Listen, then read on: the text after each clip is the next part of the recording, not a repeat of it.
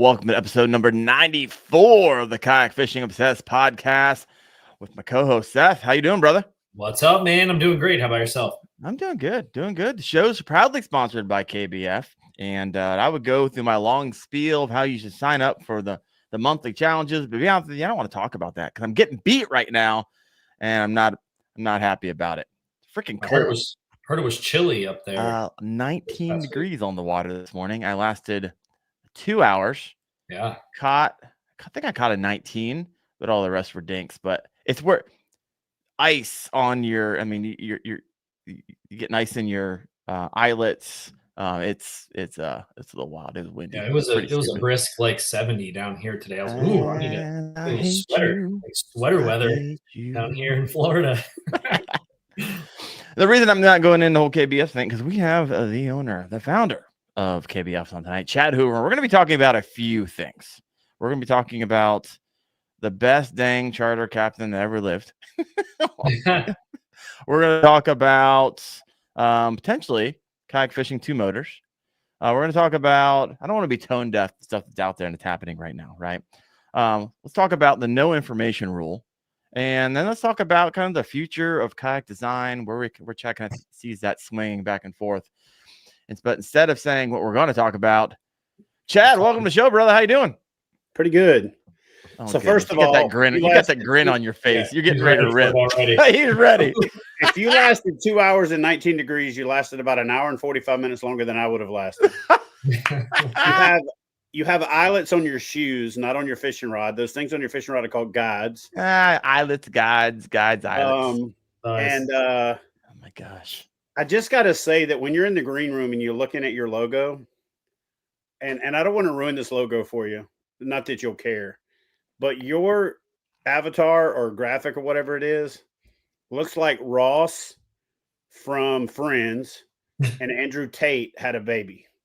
So what are you talking about? If you look at Andrew the KFO Tate, logo or my WendellFishing logo? The Kayak Fishing Obsessed logo of you.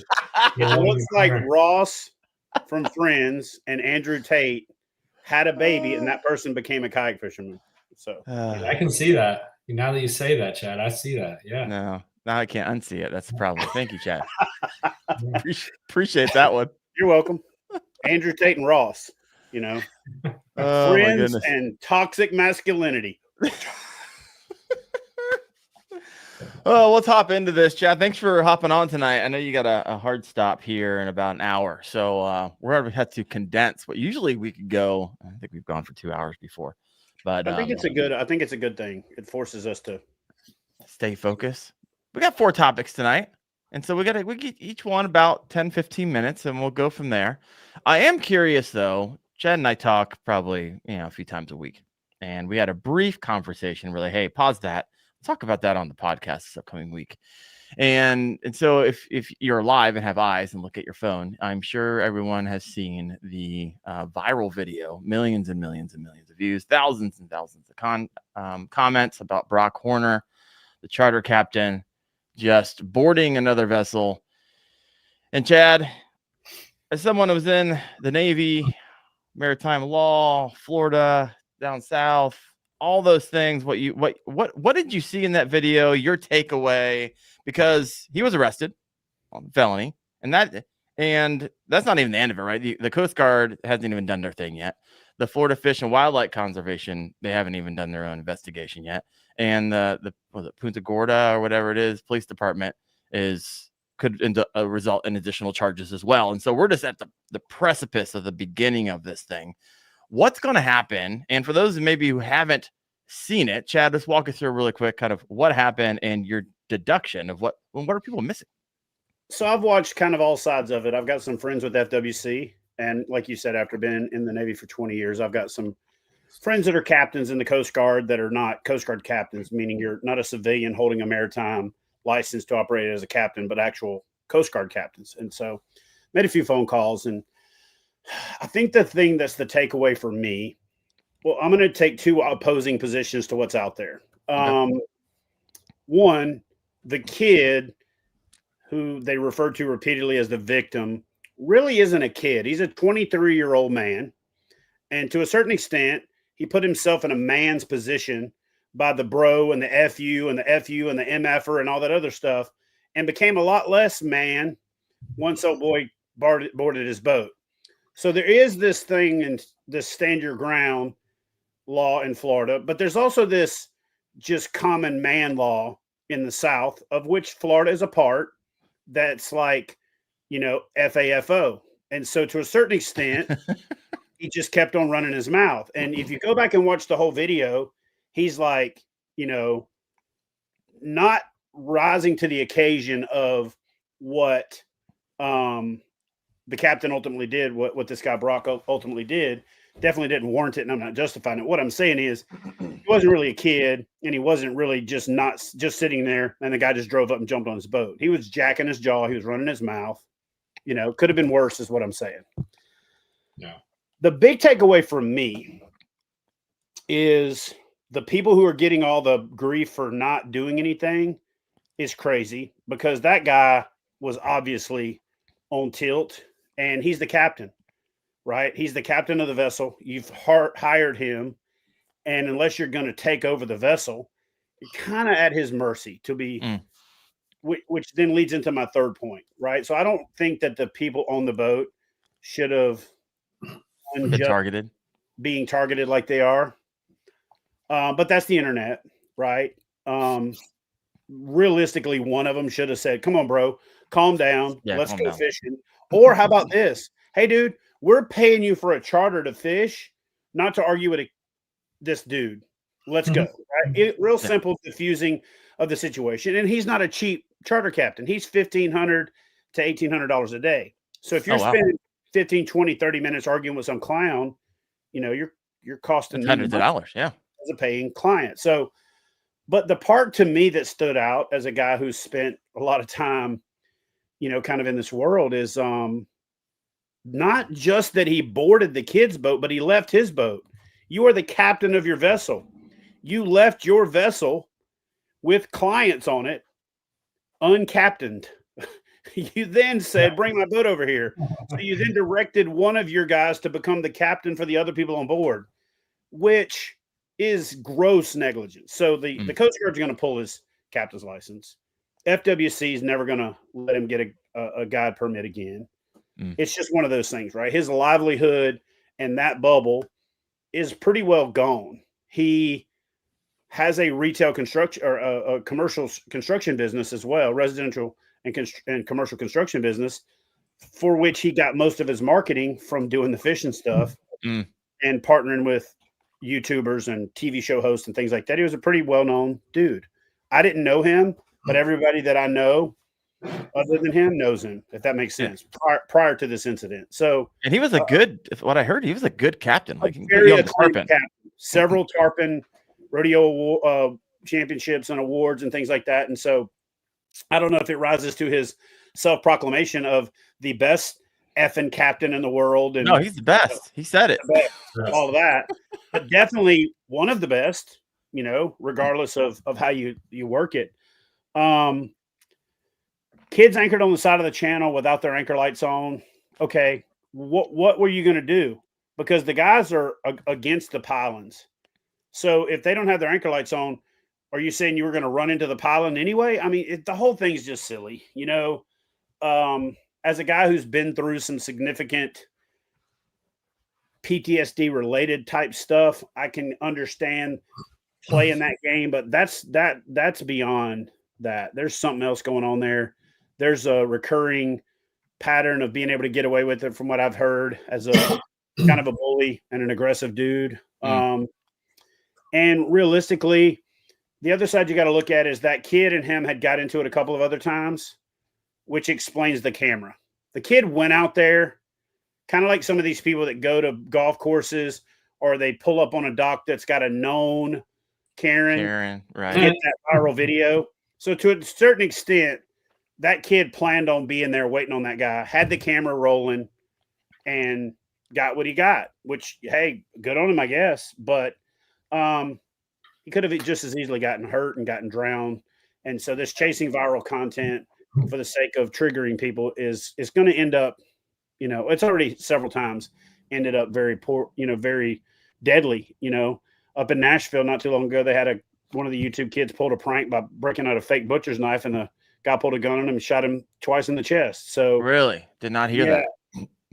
You just got to stop messing with people. And this trend of triggering people for the sake of content, it's just going to get to where it ends worse and worse and worse, down the road. So, I'm surprised at those videos where like a ball rolls out and then the clown steps out in like a dark alley. I was like, how is someone not shot dead yet? Like right. 4 or 5 times over. Yeah, like, it's coming. Just I mean, it's wild to me. And yeah, it seems to continue to get worse, and more people are like, I don't know, they watch a video like this, like, hey, I might start carrying.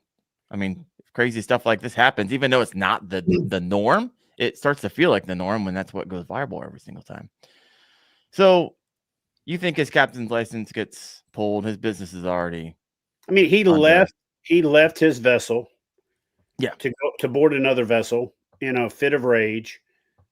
Aside from what he did with the kid, he left his clients on the vessel without, supervision, which is your job as a charter captain. Is you're there to make sure that their health and well-being is the number one priority, right?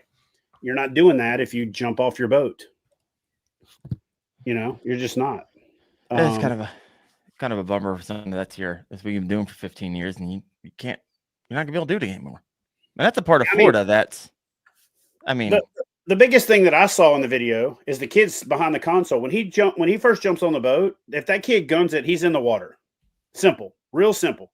When he first jumps on that gunnel, if that kid guns it, he's in the water, probably going to hit his head on his boat. And again, now you've left your vessel and you've left your clients in a jeopardized position. They probably don't even know where they're at. They don't know how to run the GPS. They don't know how to run that boat. They don't know how to safely navigate. You know what I mean? You've jeopardized. And I know people are going to think this is being blown out of proportion, but no, in that part of Florida, stuff can get treacherous real quick. You potentially jeopardize the lives of your clients by putting yourselves in harm's way to bully a kid. If that kid guns that boat at the right time, he's out of the boat, probably hitting his head on his own boat, knocking himself out, and it's a way worse situation. Or he throws the kid out the boat. The kid throws him out the boat, and the current sweeps him, and now his clients have to rescue him, which is not their job. His job is to take care of them, not the other way around. You know what I mean? So we know how it ended. Like, how did he just eventually? Because I don't know if I didn't see the full clip. The kid took him back. The kid took him back to his boat. He got back on the boat. They kept jacking their jaws a little bit, and then they parted ways. Yeah. Then the kid drove straight home. The kid drove straight home, not traumatized, not worried about his mental health like they're doing now. He's going to need years of therapy, and went straight to upload the video. And edited that mother as fast as he could. That goes back to my other point. You know what I mean? He didn't have his therapist look it over and say, hey, or call the police or say, hey, he said, upload. Oh, yeah, this is going to go viral. Good for him. Yeah. All right, let's switch gears. Joey, well, real quick, Seth, you live down there in Florida. Of course, you've had any conversations or anything to add? I'll tell you one thing. If someone tries to board my boat, they will fall in the water right away. They will not get 2 feet on my kayak, and they will fall directly in the water. So I ain't worried about it. No, I haven't really run into anything. I'm sure the boat fishermen are a little bit more chattier than the kayak anglers. And I don't think the boat fishermen really pay much attention to me on the kayak. I'll just go jack those fish right in front of them. But I think the competitive anglers, and obviously I'm not around charter boats very often, but I haven't run into much of that. But it's Florida, man. People are crazy down here. It's Florida, man, for a reason. They're wild. Something about the swamps and the gators and backwoods. Yeah, it's a little wild down here. I had someone over here in the chat. It was Michael Bradley. He asked if by Florida law would the kid be justified to use any lethal force. I don't know the answer. 100%. 150,000%. He could have double tapped him right in the chest as soon as his foot touched the gunnel. He wouldn't even have had to truly feel threatened. Florida is a 100% castle law, stand your ground state. No debate. Video would have been his it would have basically, they would have been like, oh yeah, cool. Exonerated. Yeah. You'd have been exonerated. There'd have been no issues. They would have looked at the video. They would have said, okay, let's check your firearm. Oh, cool. Looks good. You might want to clean that slide. And that's as soon as that individual boarded the boat, his boat. Yeah. Especially after the threat, after saying everybody on my boat knows I'm a bad, you're making all of these prefaces to establish the premise that you're dangerous. That was the biggest problem, is all those statements he made about how dangerous he is, war veteran, all that other stuff. Why are you saying that other than to quantify that you're dangerous? Step on the boat, blow his back out. Dude could have blew his back out. They would have said, nah, sorry for your loss. Yeah, wild. It's wild. All right, we'll switch gears. We're going to rip through tonight. So, Chad, you and I were briefly talking about kayak fishing when it comes to two motors. It's been a lot of back and forth. Some people want it, some people don't. You've been talking about this for a long time. So unpack for people and like, well, Darren, what the crap are you talking about? What I'm talking about when I say two motors on a fishing kayak. So it's kind of funny that I was the first guy, like legitimately putting motors on kayaks. And I was the first person getting arrows in the back for being the guy that's putting motors on kayaks. There's so many guys right now that are sponsored by motor companies that are motoring around that were very critical of motors in the beginning. That just kind of makes me laugh. But the problem that we run into with the two motor issue is that with two motors comes the outfitting for two motors, comes the weight of the two motors, comes the weight of the batteries for the two motors, comes with all of that extra stuff. And none of the manufacturers are coming out and truly rating them for two motors. They're not rating them for really anything. And because there's so much ambiguity in how weight capacities and horsepower ratings and ratings in general are done within the kayak fishing community, when I vet it to go to an insurance company to put the risk metrics together, we're talking about, must have a PFD on, must comply with watercraft regulations. My rules must require that they adhere to manufacturer standards and that they adhere to PFD requirement of wear, even if that's not the state threshold, right?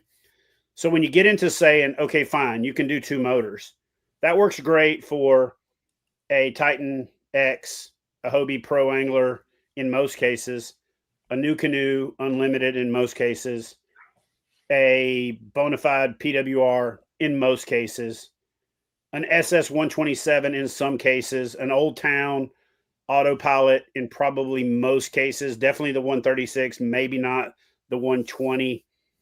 The XTR, no ifs, ands, or buts about it, totally rated.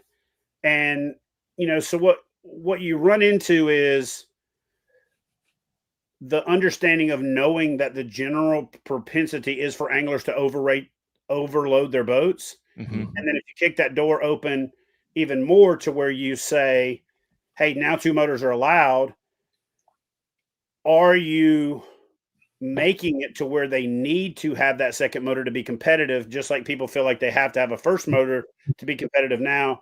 And are you therefore incentivizing them to exceed the manufacturer's recommended ratings, which if you go look at the way that we did the ratings, we rated it at 3 horsepower, 155 foot-pounds. And that was the maximum amount of power that any fishing kayak in the game could handle back then. And so now, have we moved the bar? Absolutely. The problem is we've moved the bar and there's some boats that can handle it. But when you just say, now you can use two motors, you're going to have some knucklehead out there on a Sun Dolphin, with an XI3 on the front and a Torpedo on the back, or like some of those entry level Alibaba boats with a battery in the front compartment and a bow mount and a battery in the back with a NK300 and all their graph and bower and tackle and themselves. And it's generally that I find the people with the least capable craft are the ones that would most likely overload it. Right. Now, we can play the game of angler responsibility and all that other stuff. And I do think that ultimately we do that already. And it's going to come down to that. You know, I've seriously considered and took it before my advisory board and took it before my community. Hey, what about 2 motors, can't exceed manufacturer's recommended, and only use one at a time? You know what the number one question is? Hey, man, what's the manufacturer's recommended for my boat? Well, now you want me to make that recommendation for you because the manufacturer doesn't. Mm-hmm. So now I go down this slippery slope of playing the sanctioning body that is rating watercraft. And Chad told me.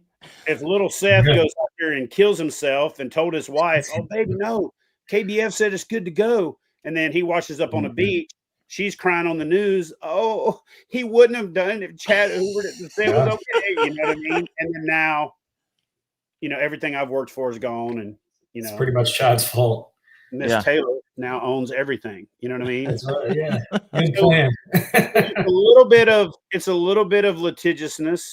It's also a lot of practicality. I don't think that the lion's share of boats are capable of it. Sure.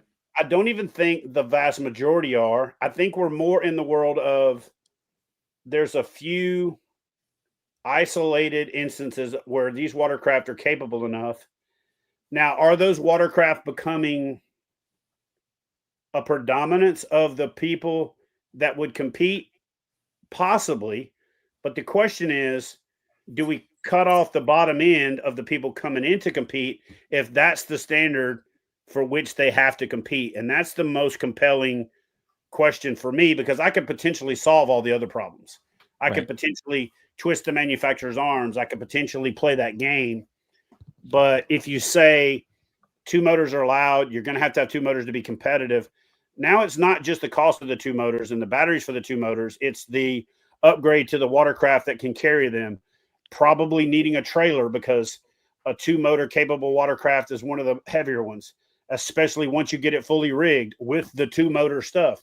So it's not a simple question of the 2 motors on the kayak once it's on the water. And I think that I'll break my arm patting myself on the back. I think I do a better job of that part than most people because I have to and because I've been around the longest. But that's the part where we are right now. I've considered like allowing 2 motors, saying it's up to you, you're on your own, blah, blah, blah, for the virtual stuff. Say, but for the championships and the live events, you got to go back to the 2 motor rule. Yep. But also when you're fishing solo for a month is probably where you're putting yourself in the most in harm's way. But you're a captain of your own vessel. You're in charge of your own. You're in charge of your own. You're your own dominion. You're responsible for yourself.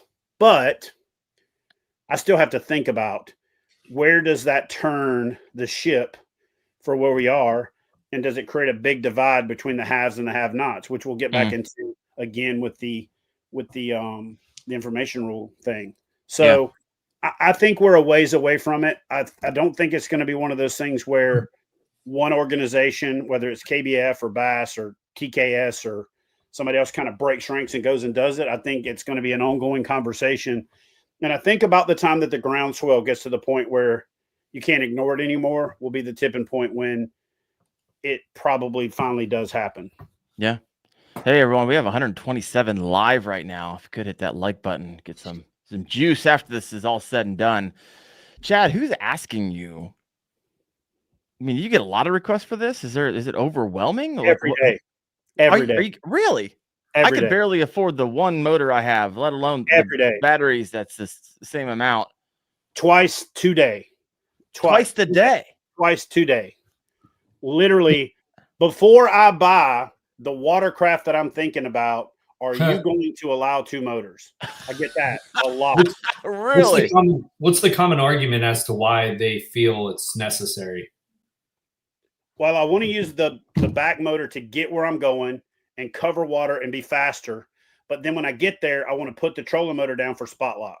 You know? So what they're looking at, what, like a mile or 2 I'm per like, hour? Like get an anchor hoister. Oh no, it's almost double. Oh, is it? It's like 7.8 or something. A good stern mounted motor is no, because your average bow mount ain't 4.5. You know what I mean? There's a couple of bow mounts that are. Your average bow mount's 2.5 to 3.5, somewhere in there. There's a couple that'll hit that upper threes and into fours.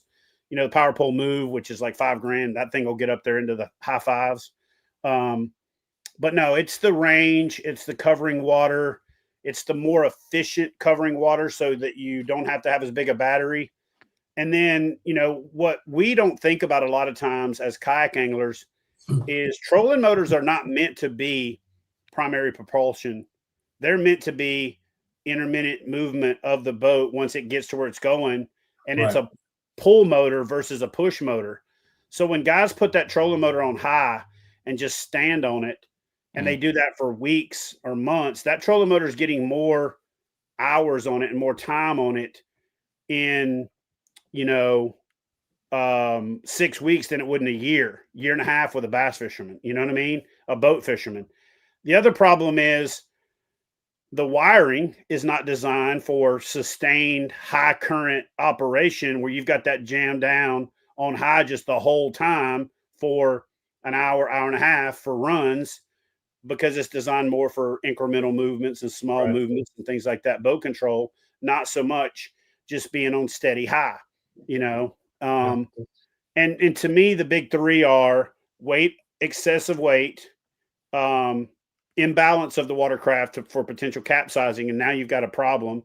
And then the other one is fire hazard. With all that extra electrical, with that high current situation, you run into the scenarios where we've had the most kayak fires over the years, which is poorly wired or improperly wired trolling motors. That's something you don't hear about too often. Kayak fires. Oh, they happen. That happen a lot, way more than you think. And it's one of those things where it's kind of like shitting your pants. It happens more than you think, but nobody wants to admit it when it happens.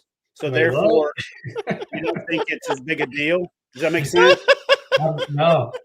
I can't see that one. I might just typically not something you want to share with people. Hey, I DIY wired my kayak and I caught it on fire. Near burnt it up. Yeah, exactly. Near died. I can tell you this.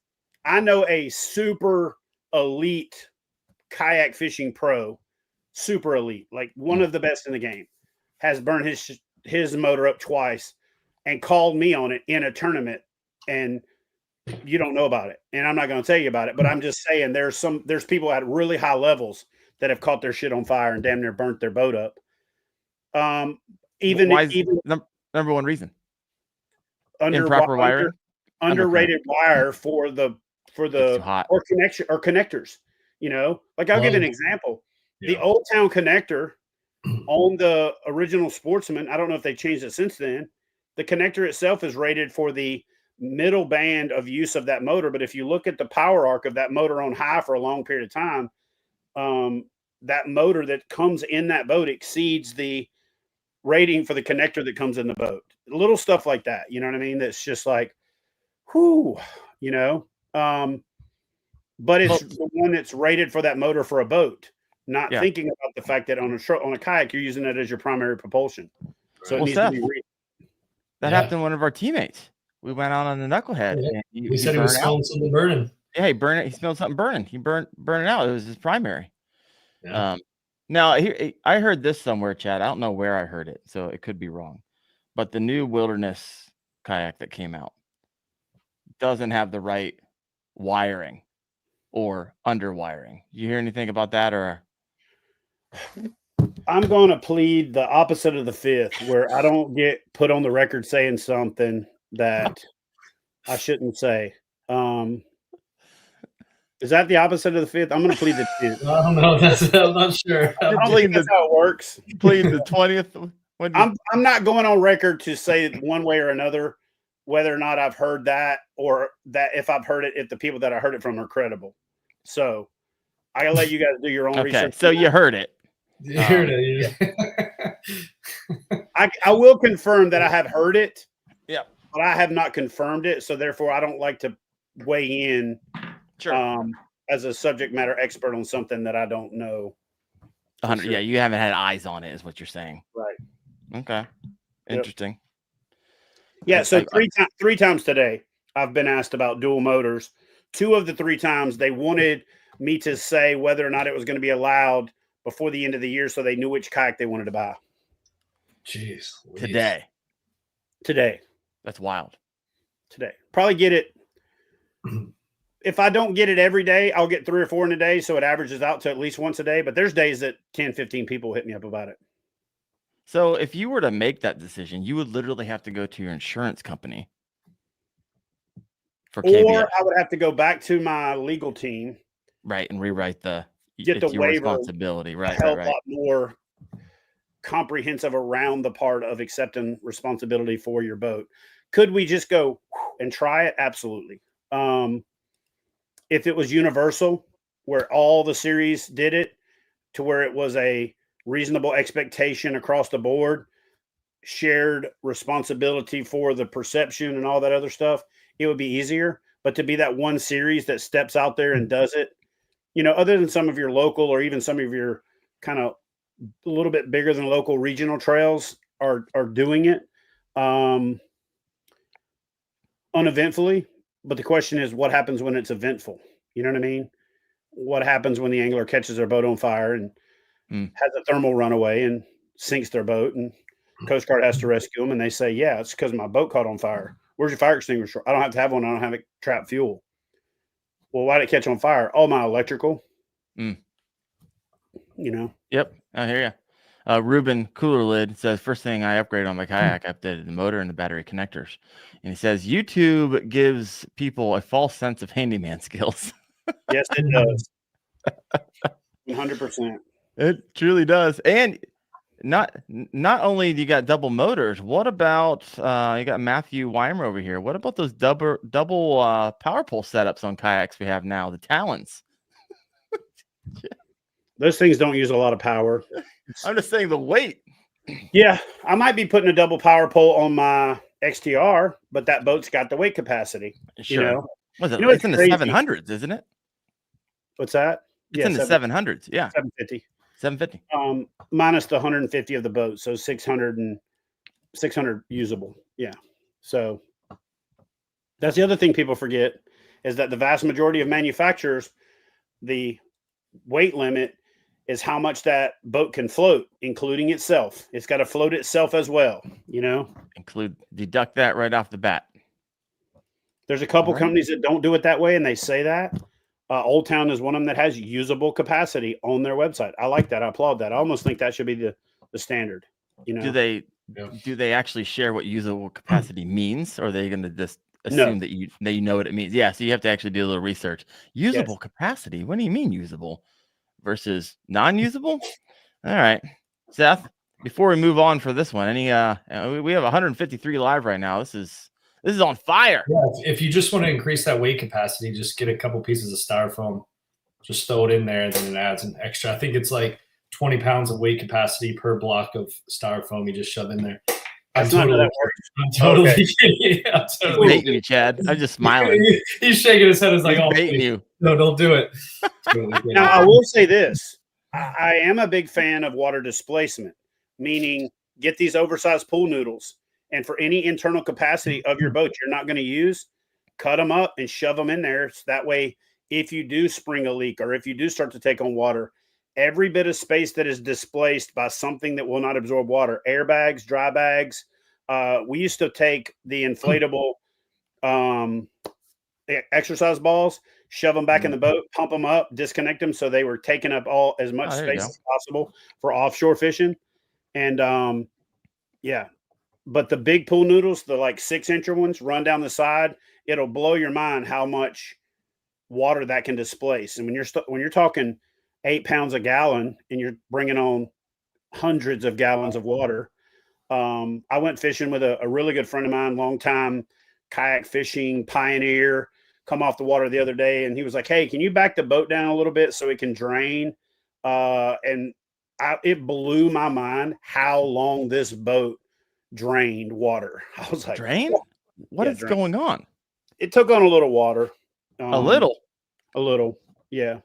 30, 35 gallons, something like that. little bit.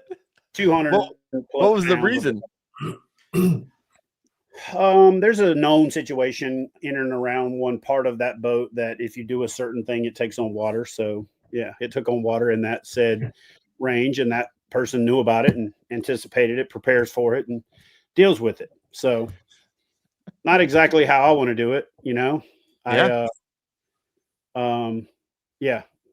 All right. I don't want anything leaking or super wet when I get off the water, other than my pants legs if I gotta wait in the water unloading my thing, or or maybe something waiting on me at home. But other than that, I don't want anything, you know.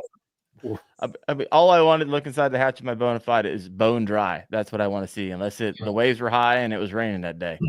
Yeah. No, I don't know. All right, I got a question here from Yakalope. A little off. We're doing some transition questions here. Can I use my canoe in a kayak tournament? Absolutely. Yeah. Okay. I don't know if I knew that one. Yeah. Canoes, kayaks, and sups right off the top are all permitted. Okay. Sups, yeah. Oh, really? You ever had people roll in with a you want to fish something that's got this much gunnel and no keel and get blown around like a top all day, and you the only real advantage a canoe has over other watercraft is weight capacity. If you want to fish out of a canoe, more power to you. I think if somebody loses to somebody in a canoe, the person in the canoe would have beat your brakes off in a kayak. So they were at a disadvantage. 100%. And we'll come back to Johnny Bennett's question as soon as we get around the no information rule conversation we're going to enter in right now. But is there fear that kayak fishing will outprice itself out of growth? But we'll circle around, and I don't want you to answer that right now, Chad. We'll get to that. We will get to that. Let me give a preemptive answer. Okay. Only if you don't truly believe in capitalism. All right. If you truly believe in the principles of America was founded on and capitalism, things just self-right. So only if you truly don't believe in capitalism. Now we'll get more in specifics when we get a little bit later into the conversation, like you said. Yeah. Chris Funk said, I had a John boat that leaks so bad if you drop the fish in it, you catch it again. That's a lot of water, my friend. That's a lot of water. All right, Chad, let's switch the conversation up here to the no information rule. There's a lot of conversation with Bassmaster. This rule states essentially 28 days off limits during that time, other than using publicly available information, example, newspaper, internet reports. Competitors cannot solicit, receive, or gather any information via phone, electronic device, or any other means about locating or catching fish on tournament waters. So there we go. Obviously, there's some issues with Scott Martin recently withdrawing himself after a formal protest was submitted. And there's a lot of chatter on the internet about being a rich man's sport. I'm going to now hand that right over to you, Chad. I know you had some thoughts because we've talked about it a little bit earlier today. The information rule, or the no information rule, is a mandatory requirement in the world of competitive fishing. There's no way around it. Before we had it, it was absolute Wild West. If you think that bass fishing is a rich man's sport now, it truly would be if there was a no information rule. It kind of used to be, because guys that owned construction companies or had just sold their business or whatever, who jumped into fishing, could go out and buy up all this information, and they were at a major competitive advantage. But let me tell you what would actually happen, and I am not speculating. You can get on the internet and argue with yourself if you want to after this is over about this, but you'll just be wasting your breath, unless that's what you like to do. Just argue with yourself. But if you got rid of the no information rule and said it's a free-for-all, kick the door wide open. Yeah, because some people say it's stupid. I just read it today. Yeah. Our good buddy Alex thinks it's stupid. Yep. But he also fishes for snook, so I don't know what his conversation for, but whatever. That being said, what would happen? If you had a no information rule, this is not what might happen. This is exactly what would happen. I am going to use a brand name just because this person is the tip of the tongue, just won the Major League Fishing Red Crest. This is not an indictment on this brand, and I'm not saying this brand would do this. I'm going to use a nationally known brand, and I'm going to use a couple of anglers to make this point, but I am not saying this brand or these anglers would do this. I just want that to be clarified. Okay. So if you had loud and clear. If you had a no information rule and a brand like, say, Rapala had a couple of hammers like Jacob Wheeler and Dustin Connell, but yet they had 30 up-and-comer pros that were fishing, let's say, the Toyota series, or they were fishing the BFLs, or they're fishing this other series. They could say to their underling pros, hey, guys, listen, need you to head over to Gunnersville for the next 2 weeks, and I need the absolute juice on where they are. And look, I know you feel like this is kind of, serving uphill right now, but when you make it, we're going to do the same thing for you.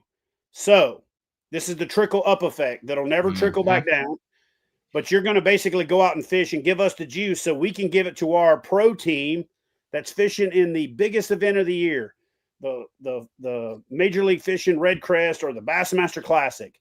And it would get to the point to where the best guides in the world would sell their information to the best anglers in the world.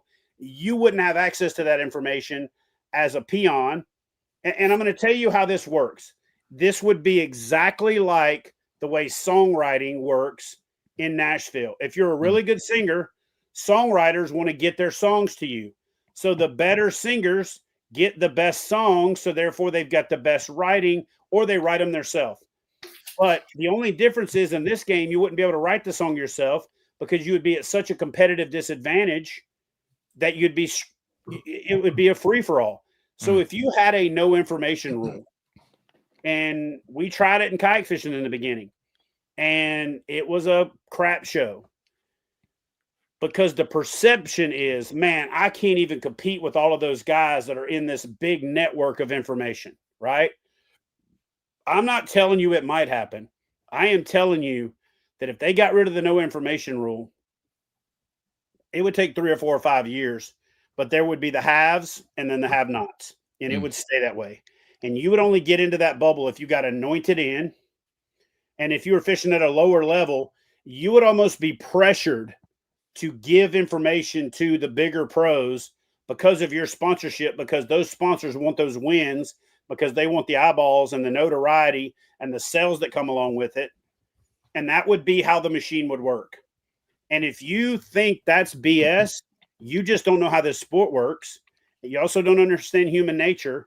And you haven't been around long enough to have seen this happen before they came up with the no information rule 17, 18 years ago, when there were people who could come in and buy their way to a classic win, buy their way to qualifying for the elites faster than other people could. And then more importantly, you got spot sitters and you got people that go out there and relay information. I'm just telling you, it would be it would be worse than steroids in baseball.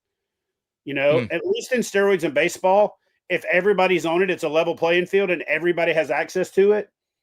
If you did the no information rule in today's age, it would be like steroids in baseball, but there would be one steroid dealer and he would only deal to the highest bidder. And that's the problem with going with the no information rule. There would be 1 to 5 steroid dealers and they would only deal to the highest bidder. Yeah. And the younger people, the newer people, the less super established people wouldn't even have a shot at that song, back to my songwriting analogy. So the best would get the best and stay the best. And we'd create this massive gulf. And there would never be an opportunity for that secondary to become and take the number one spot, because those guys are never going, if they keep winning, they're going to like the money, they're going to like the power, they're going to like the fame. They're never going to step down. They'd have to age out. Yeah. Until the sponsors decide who the next up and coming person and you get anointed with the little crown, the little wand on the shoulder, and then you get to decide. And it wouldn't be about a meritocracy where you earned it. It would be more of a money. It'd be a money thing. All money. We would decide, how marketable is Seth? Is it worth bringing him in and giving him the information? It'd be like Dr. Evil. Look, I need the information. You know what I mean? Yeah. And it would become such a shit show that it would be even more unbearable than it is now. Here's the problem right now. The information rule became an issue last year because they tried to get rid of it. So if you want to know what no information rule looks like, they said, hey, we're done. 4 days it lasted, and the anglers mutinied. They said, bullshit. Oh, I did not know that. No. Yeah. If you got your finger on the pulse of what's going on, they tried to go the no information rule, period. And the anglers mutinied. Oh, no. They shut that down. They got the tournament directors and the leadership and said, we got to put this back. We can have a discussion about it in the future, but it can't be just to kick the doors open. So the competitors have spoken. They said, no, we don't want steroids because we don't want to be forced to use them. There's a difference between if you're allowed to use them and if you're forced to use them. Does that make sense? That's what would happen if you didn't have an information rule. That's what would happen if you said, oh, just kick the doors open and make it wide open. You can get as much information as you want.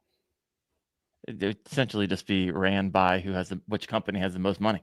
And if you think your local lake gets beat up when a tournament's happening, imagine if there was team of 3 30 rolled in from a rolls of scouts coming in trying to get information to sell to tournament anglers. It would be ridiculous. There'd be businesses that literally just 100%. Scout. Yeah. 100%. And who has the best scouting business? 100%. It's wild. So what is happening right now? The conversation's coming to the forefront. Scott Martin seems to be the one that's in the news a lot. I'm sure there's others. Formal protest. This is the second time on a protest. Yeah. And he's just like, hey, he's bowing out. And there's a lot of chatter on the internet right now. Yeah. So as a guy who's run as many, if not more tournaments than any tournament director working for Bassmaster right now, I think the only person that I know that's run more tournaments is probably a guy that directs the BFL, a gentleman that's the former president of FLW, now president of Major League Fishing, Kathy Fennell. Her son probably has run more tournaments than me, right? Might be 2 or 3 other ones out there that I'm overlooking. Trip Weldon from Bass and Lisa from Bass and all them, they have as well. But from a layperson standpoint, just from running tournaments, I've run a buttload. And if you have a polygraph rule, you coordinate the polygrapher. That polygrapher registers with the local law enforcement that they're going to be conducting the polygraph. That's the polygraph you sign up for and say that you're taking. And then the reason for that is, and I'm going to throw a little shade on what's going on. One, Scott Martin did not self-report. Bass should have never tried to play the damage control of saying that he self-reported. I don't know if the video of it will ever come to light, but there's a video out there. And if you're in the circle, you've seen it and it ain't self-reporting. They should have never spun it. It's more like I call Seth, hey man, I got you dead to rights stealing from the company. I can either fire you or you can quit. Seth's like, I quit. That's not self-reporting. Hey man, I stole from the company the other day and I just wanted to come clean. It's like, you got caught dead to rights. What you want to do? Can I self-report? Hey, do we want to let Scott self-report since he has 795,000 followers on YouTube and 350,000? Yeah. Okay, cool. Let's do that. Right. Let him self-report. Then they did damage control on Bassmaster. Damage control. Then you bring on, I think the best thing that anybody's done is Dave Mercer did the unofficially official podcast and brought on a bunch of pros, and every one of them said, yeah, he didn't self-report. Fast forward to the next incident. The angler that people are saying, oh, who's the rat? The person that did it's not a rat. They are a competitor who is duty bound to report it. If they don't, they can get banned. Now, I did not know that. Now, because nobody knows who it is, and nobody should know who it is. It's kind of like the whistleblower thing. If you don't have some protection for tournament anglers to come forward and say, hey, I look into this, then you should not, that person, people will never come forward because they don't want the public ridicule. Because in today's age, and especially, you're guilty until proven innocent, and you're vilified, just like people calling them a rat. That person's duty bound to report it. They're not a rat. They're following the rules. In addition to that, and I hate to say this because I like Scott. I've known Scott for a number of years. We've had similar sponsors before. I fished on the Scott Martin Challenge, like season 2 or 3 or whatever it was. And I genuinely do like Scott. But he says in the video, hey, I passed a polygraph. He didn't say he passed the polygraph. Mm-hmm. He said, I passed a polygraph. So here's the problem with being allowed to take your own. I can go book 6 and I'll make them all sign an NDA. And then if I pass one, I get to go, oh, look, I passed one. What about the other ones you failed? So that's the biggest problem with that angle. The other biggest problem is in the same thing, he said, I barely knew that person, but then later said, but I gave him the juice on Kentucky Lake. He said juice 5 or 6 times. Yep. So if you barely gave him coordinates and everything. If you barely knew him and you didn't have a quid pro quo, for you people out there that don't know what that means and have only heard it in political discussion, that means a thing for a thing, quid pro quo. If you didn't have a quid pro quo, what did you give him the juice on Kentucky Lake for? What did you reciprocate with waypoints and all that other stuff for? And then more importantly, all the way back to these, I see a lot of morons on the internet saying, what's the difference if he gets a lake above it and a river below it and all? It's because you're getting a competitive advantage, because you're finding out what rivers similar to that river are doing so that you can start to formulate. And here's the other question that I don't see anybody asking. Well, if knowing what those rivers was doing was irrelevant, then why the hell did he ask it? Why were you soliciting information on those 2 rivers above and below the river that you're fishing if it didn't matter? So it's all bullshit. This is why you don't cover stuff up. This is why you're transparent. Yeah. And unfortunately, it looks like a black eye for bass fishing. Really, it's not. It's that we're finally having a scenario where anglers are being held accountable. And it just so happens that it's a track record. And when that angler's already got some clout around his name or some smoke around his name, and you're a guy that's got a little hot piece of coal burning in your chest, you're going to say something. Because you're like, oh, man, if I got polygraphed right now, I could not pass the polygraph because of what I told him. There you go. Yeah, and Scott Martin, supposedly he has a history of doing things like this before there was a no information rule. And according again, to the other elite anglers, not me. That's why there's so much animosity. That's why there's resentment. But there's a history of it. And then there's a history of kind of like, I don't want to say threatening behavior, but like, hey, listen, unless you have all your ducks in a row, I wouldn't make this claim against me because I'm going to take this to the court of public opinion. And other organizations kind of were smaller, said, bass is big enough to weather the storm. I think that's the problem. And I think that the one thing that should be the takeaway is that it's a level playing field. And even the most popular, most followed, most likely to do you reciprocal damage if he wanted to, pro is being held to the highest standard.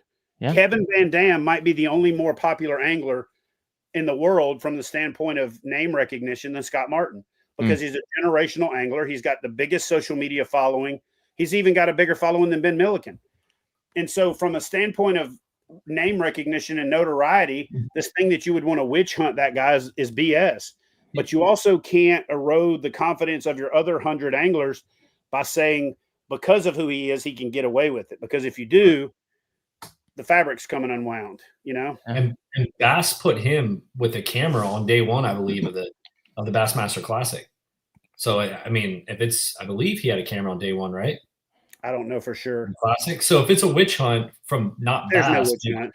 Exactly. Why would they give him a camera on day one? I mean, Scott's got some really good super fans. Exactly. The DQ from last year wasn't Bass.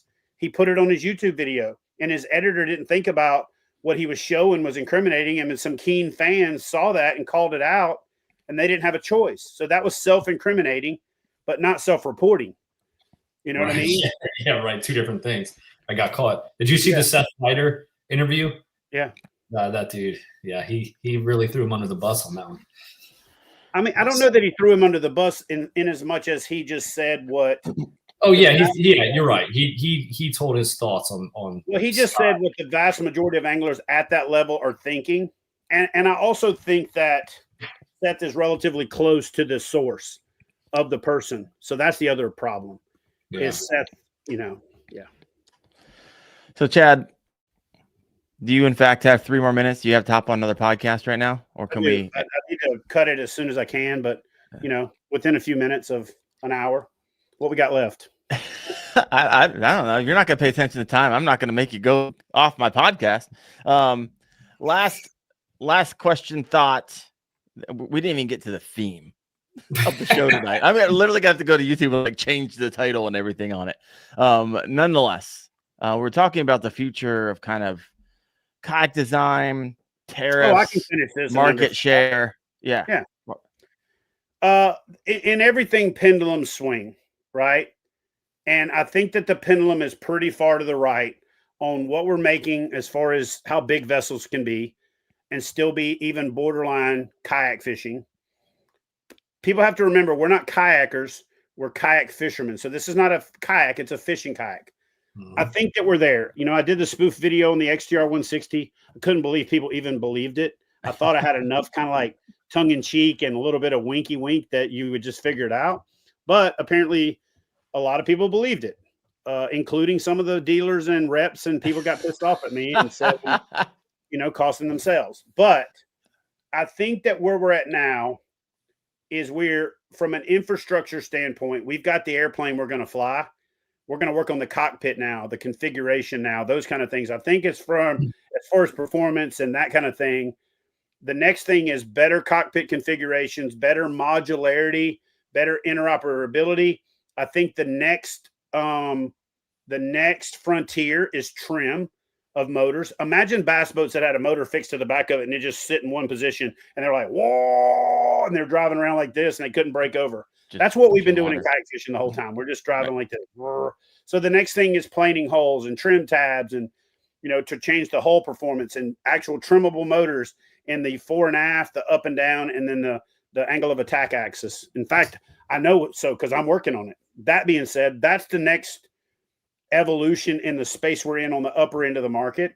And then I think that the pendulum has to swing back to better, more affordable entry-level boats, especially since wherever you fall on the tariff thing, I think the tariff thing is going to be a big kick in the junk for some of this Alibaba stuff.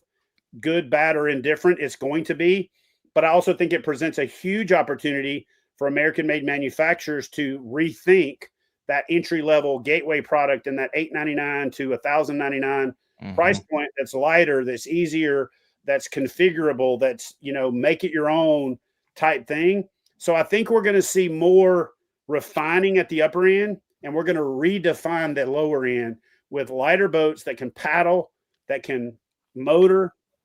Pedals are going to become an option. You mark my words, you can screenshot this, clip it. 3, 4, 5 years from now, pedals, there will be pedal drive boats, but there'll be an option. You can buy it without the pedal drive, or you can add it if you want to. It won't be a factor of paying the pedal drive tax anymore. And I do think that there will be more entry-level boats over the next 3 to 5 years that are in that $1,000 to $1,500 range that have a lot more options. A lot of the stuff that's been developed in the better boats is going to kind of trickle down to make those boats even better at those price points. And then I think that things like trailers, transportation, carts, all of the tangential stuff to kayak fishing is going to get better. I honestly think we have hit kind of that upper threshold of what boat size should look like. Now it's about performance, outfitting, comfort, and you're already seeing it with some of the seats that people are putting on the kayaks and things like that. So I say it all the time, before you scrape your money together, stability, we're kind of maxed out on. Comfort, we're not. Riggability, we're not. Affordability, we're not. Performance, we're not. And then everything else, we're not. The only thing we've really hit is wide and stable. For all the other factors, we can refine and get better and better. And I honestly think that we've hit that point now where there's time to focus on better performance, improving existing models. You're going to see a Titan X that's a new version of the same boat. We're not going to keep seeing these new new all the time. I just don't think. I think you're going to see a new pro angler when Hobie finally gets their shit together. I think you're going to continue to see New Canoe come out with a boat about every 5 or 6 years like they've done historically. And then I think everybody else is just going to slowly but surely get more efficient. But mark my words, trim and the ability to maximize performance of motors, bow and stern, is on the horizon. And if we're having this conversation this time next year, it'll be like, how did we ever live without it? No, I hear you. 160 live right now. Please help hit that like button if you're listening in. Chad, you mentioned Hobie. Did they find a buyer? Also, I have no idea. No clue. I've heard every rumor you guys have heard, and maybe some you haven't. And none of the ones that you haven't are any more reliable than the ones that you have. So I'll probably know 15 minutes before everybody else knows. That's the amount of cloud I got in that space. It's like, yes, I'll probably know, but only a little bit. Confluence? Anything there? I've heard who bid on it. I haven't heard anything as far as what the next steps are. I heard there was a bid. I heard there was a consideration, and I've never heard if the bid moved out of the receive phase. All right. I know it hasn't progressed to due diligence. I can tell you that. Got it. Well, folks, Chad, thank you for condensing this into an hour. That was a lot of fun. I like that. I had fun. Now I get to go over here and talk smack about Jay Suvac because we've got to go head to head. And unfortunately, he's just the guy over there. I think the Shack Off Awards thing is huge. You guys do me a favor. Head over to my Facebook page. I'm going to post a link there to the Yak Off Awards. I'm not even going to ask you to go vote for me. I'm going to ask you to go vote for one of us. And you can do it every day from now until Sunday. And the reason for that is, the Kayak Angler magazine is now owned by a massive digital brand, and they are investing in this. So I can only see this getting bigger and better and offering more opportunities. And there's huge opportunities for the people who are voting for these crazy prize packages, even more so than the guys that are in the competition. Right. Rightfully so. So do me a favor, vote every day. Vote for whoever you want to see win, but at least vote, and maybe vote for me one day and Jake the next, and alternate. Do the math on which way I end up with the most votes and vote that way. So, I'll end the show with saying this. I want to win on the merit of actually beating Jay fair and square based on the merit of the kayak. What I don't want to do is I don't want to win just because he was one of the guys there he is that stood there and didn't say anything. And while this charter captain was being mean to that poor kid, he's on there bass fishing in saltwater. How insensitive was that guy, right? Go vote for your boy, because, we don't want a guy that's just going to stand by as some 23-year-old young kid just gets He was the closest one to the captain. He had every opportunity. He could have smacked him with one of them bass. You know what I'm saying? Could have pulled him back. Yeah, I don't. That guy's not getting my vote. You had to vote for human decency. Human dignity. I would have belly bumped that guy off the boat and took over myself. Keep in mind, not only do you get points for voting, if you get like 10 entries for subscribing to this, 10 entries for going to this website, 5 entries for doing this. So I've been stacking them up. I want to win. I want to win a kayak. Let me finish my podcast with those guys after this and give me about 45 minutes, and it'll be on my Facebook page. Y'all can go start voting. Thank you, Chad, so much. Hey, everyone, we'll be back next Tuesday, 8:30 p.m. Eastern on the Kayak Fishing Obsessed podcast. Chad, you rock. Seth, thank you so much. Everyone else, thanks for listening in. You have a good one.